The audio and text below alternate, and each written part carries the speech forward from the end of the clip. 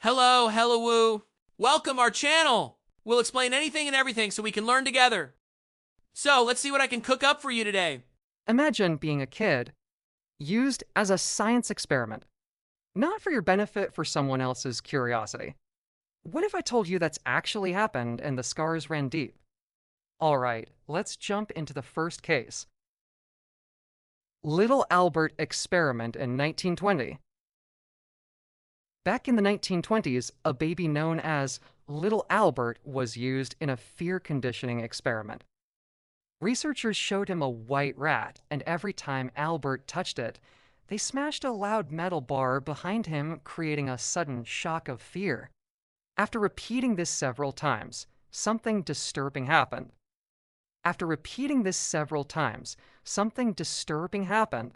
Albert didn't just fear the rat anymore. He started crying at anything white and furry rabbits, dogs, even a Santa Claus mask. They basically taught a baby to fear the world around him, just to prove a psychological theory. What makes this experiment particularly cruel is that the researchers never unconditioned his fear. They essentially left him with a lifelong trauma, all for science. The monster study in 1939. In the 1930s, researchers in Iowa ran what they called the monster study. They took a group of orphans and divided them into two sets. One group was praised and encouraged every time they spoke, even small mistakes were treated gently. But the other group was told something far worse. Researchers insisted the kids had speech problems, even though they spoke normally. Every day, the children were corrected harshly, told they were stuttering, and warned not to mess up. Slowly, some kids actually developed speech issues not because they had them, but because the experiment gave them anxiety. Radiation experiments on children in mid-20th century. The United States once conducted one of its most shameful scientific chapters, short-term radioactive exposure experiments on children. According to later investigations, hundreds of kids were given radioactive substances, sometimes through food, drinks, or injections, often without their guardians fully understanding what was being done to them. To measure how radiation moved through the human body, researchers added radioactive iron or calcium into everyday items. Some children were given radioactive lemonade, while others received cereal mixed with radioactive tracers during breakfast. In hospitals, certain infants were even injected with iodine-131, a radioactive form of iodine, to track thyroid activity. And the worst part, the kids never knew. Most were told it was nutrition research. The main targets were those least able to refuse. 1. Children in state schools for the mentally disabled. 2. Orphans. 3. Hospitalized infants. 4. Kids from low-income families. These groups were chosen because they had little protection, and researchers assumed no one would question the experiments. What were the results? Some children later developed 1. Thyroid problems. 2. Growth abnormalities. 3. Long-term anxiety about medical procedures.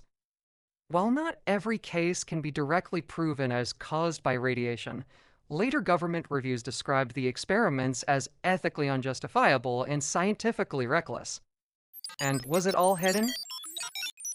The same era saw radiation tests on pregnant women, prisoners, psychiatric patients, and even U.S. soldiers. A 1947 military memo later revealed officials intentionally hid the data, fearing public outrage and lawsuits. Many documents stayed classified for decades until the 1990s review by the Advisory Committee on Human Radiation Experiments. Sleep room experiments. In the 1950s and 62nds, psychiatrist Donald Ewan Cameron carried out a chilling series of experiments at the Allen Memorial Institute in Montreal. Under the guise of treatment, patients were forced into extended drug-induced sleep, stripped of sensory input in dark, isolated rooms, the infamous sleep rooms. While sedated, they were played looped audio tapes of repeated statements hundreds of thousands of times. This was part of his so-called psychic driving method. Imagine being in a state so disoriented you can't tell what's real anymore. You're half awake, hearing the same message for hours or days. With minimal interaction, you lose touch with your identity, all while someone else tries to reprogram your mind. This wasn't therapy. It felt more like a form of psychological torture. These experiments crossed the line from science to abuse. What Cameron designed wasn't healing, it was control. The goal wasn't to cure, but to rewrite the human psyche. And here's the part most people don't know. This entire program was secretly funded as part of CIA's Project MKUltra, a covert operation created to explore mind control, psychological manipulation, and techniques that could be used for military and intelligence purposes. Miss Orlikow, instead of improving her condition, it actually made Orlikow's symptoms worse. Throughout the process, her personality slowly changed, and she began showing strange, unstable behaviors that worried her family deeply. And most of the people who went through these experiments suffered similar psychological damage, just like Mrs. Orlikow. So, what do we take away from all this madness? Science can do incredible good, but when ethics are ignored, we cross a line. These weren't just experiments, they were violations. If you enjoyed this video, don't forget to drop a like, hit that subscribe button, and share it with your friends. And let us know in the comments, which of these facts blew your mind the most? See you in the next episode.